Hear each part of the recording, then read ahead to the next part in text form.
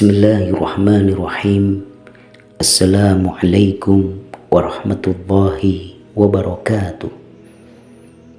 Alhamdulillahi wa kafa, wassalatu wassalamu ala nabiyil mustafa wa ala alihi wa ashabihi ahla sidqi wal wafa.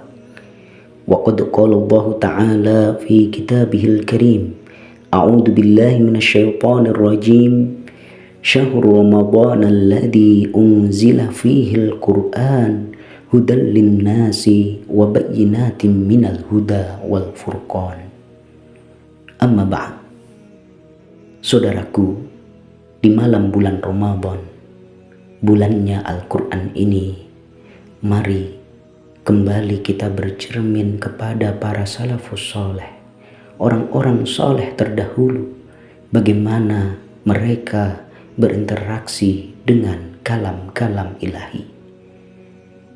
Di antara mereka adalah Utsman bin Affan. Lelaki hebat itu bernama lengkap Utsman bin Affan bin Abil As al-Umawi al-Qurashi. Ia dijuluki Dzun-Nurain atau pemilik dua cahaya karena Rasulullah Shallallahu Alaihi Wasallam menikahkannya dengan kedua putrinya. Yang pertama adalah Ruqayyah radhiyallahu anha. Setelah Ruqayyah wafat, ia dinikahkan lagi dengan Ummi Kulthum radhiyallahu anha. Sahabat Rasulullah yang termasuk dalam as-sabiqun al-awwalun itu adalah saudagar kain yang kaya dan dermawan.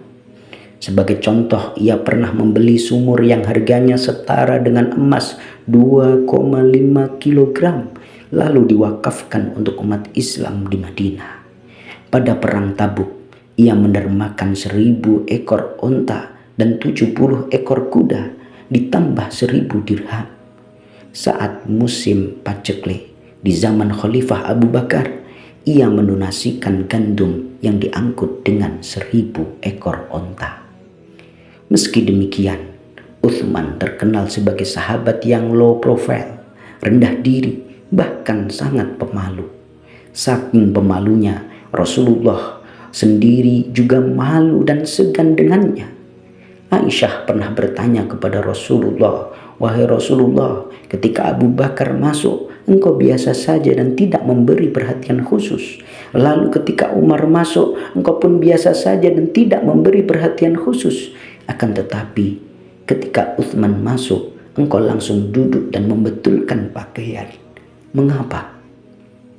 Rasulullah pun menjawab, "Apakah aku tidak malu terhadap orang yang malaikat saja malu kepadanya?" Hadis riwayat Imam Muslim. Utsman termasuk salah satu dari al-mubasysyirina bil jannah, para sahabat yang dijamin masuk surga, sebagaimana diriwayatkan oleh Al-Bazzar bahwa Rasulullah Shallallahu Alaihi Wasallam bersabda, "Wahai Utsman, sesungguhnya setiap nabi memiliki teman dan engkau adalah temanku di surga." Juga yang diceritakan oleh Abu Musa al-Ash'ari bahwa suatu hari Utsman mengetuk pintu Rasulullah, maka beliau bersabda, "Bukakan untuknya dan berilah ia kabar gembira dengan surga atas cobaan yang akan menimpanya." Hadis riwayat Imam Bukhari.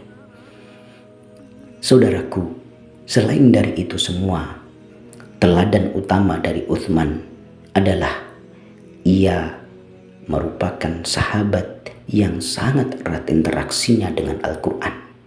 Sepenuh hidupnya seperti sudah diwakafkan untuk Al-Quran. Saat Rasulullah Shallallahu Alaihi Wasallam masih hidup, ia termasuk jajaran hufat dan penulis wahyu. Aisyah radhiyallahu anha menceritakan, dahulu Rasulullah suka bersandaran di rumahnya, sedangkan Utsman duduk di depan beliau. Lalu datang Jibril alaihi salam membawa wahyu, hingga Rasulullah bersabda, "Tulislah wahai Utsman." Hidup Utsman tak pernah lepas dari Al-Quran.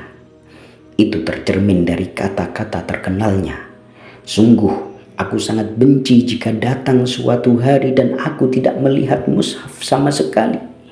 Ia juga pernah berkata, "Dijadikan kecintaanku ada pada 3 hal.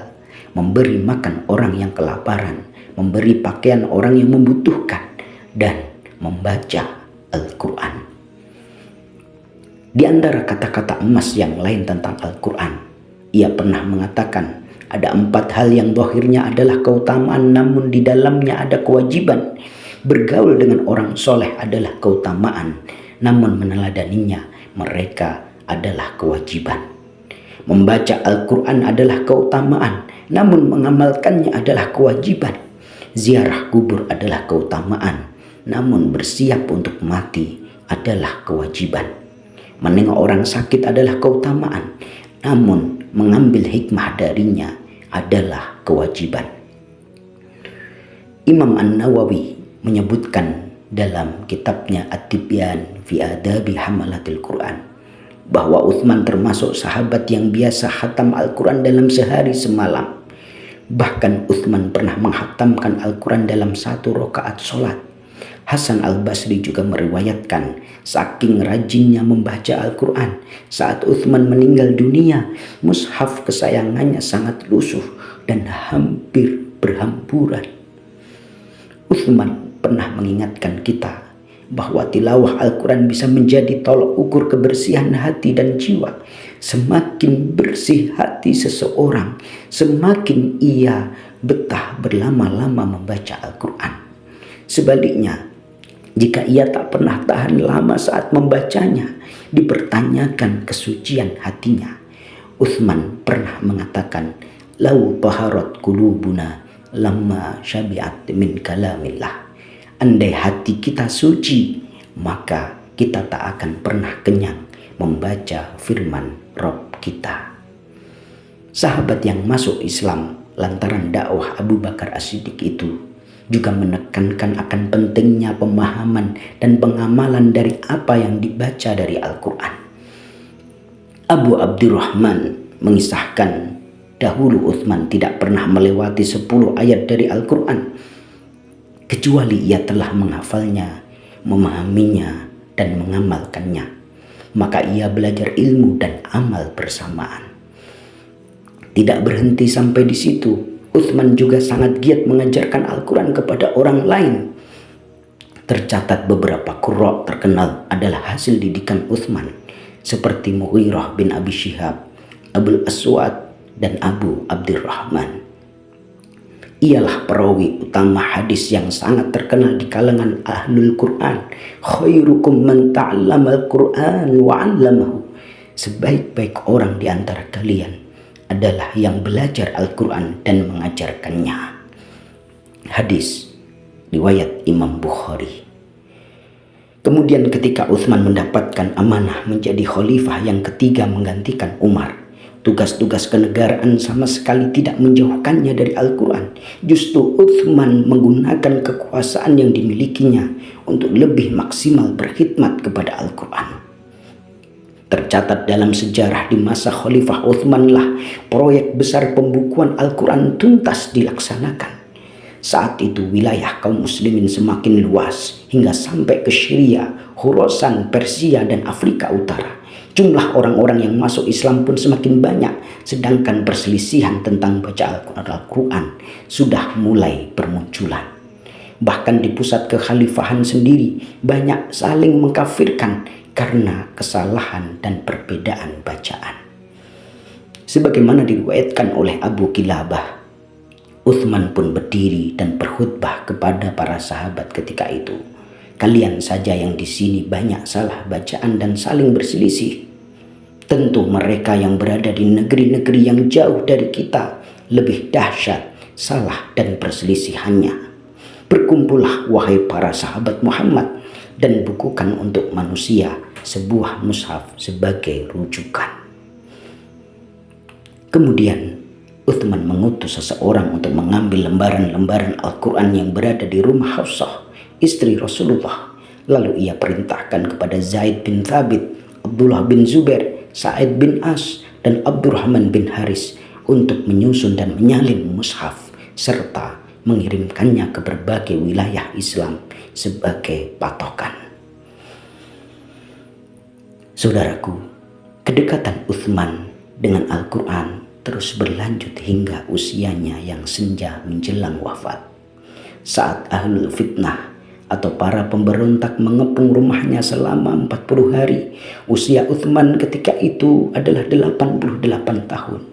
Sebagai upaya perlindungan, rumahnya dijaga ketat oleh Zubair bin Awam, Muhammad bin Talhah, dan Ali bin Abi Thalib beserta kedua putranya. Walau sebenarnya pengepungan itu tidak berpengaruh apa-apa bagi Uthman, karena baginya itu semakin membuatnya dekat dengan Al-Quran. Saat itu Uthman terus membaca Al-Quran sampai waktu sahur. Lalu ia berpuasa dan tertidur. Setelah terbangun ia berkata kepada istrinya, "Aku akan terbunuh malam ini." Sang istri pun menyanggah, "Tidak, wahai Amirul Mukminin, mereka tidak akan melakukannya." Uthman pun berkata, "Mantap, aku tadi bertemu dengan Rasulullah. Aku tadi mimpi bertemu Rasulullah, Abu Bakar dan Umar. Mereka berkata, engkau akan berbuka bersama kami malam ini." Lalu ia kembali mengambil Al-Quran dan membacanya, hingga para ahlul fitnah atau para pemberontak itu menerobos masuk ke rumahnya sambil menghunuskan pedang. Dan ketika darah Uthman tertumpah, bacaannya sampai pada surat Al-Baqarah ayat 137. Fasayakfikahumullah wa huwas sami'ul alim. Maka Allah akan memelihara kamu dari mereka, dan dialah yang maha mendengar lagi maha mengetahui. Ibnu Jarir menjelaskan, tidak ada satupun orang yang terlibat dalam pembunuhan itu, kecuali kemudian hari juga mati terbunuh. Saudaraku, di bulan Ramadan, bulannya Al-Quran ini, mari kita bercermin kepada Uthman tentang keistiqomahannya dalam membaca Al-Quran, tentang hikmahnya yang luar biasa kepada kalam-kalam ilahi, tentang kesetiaannya hingga titis darah penghabisan.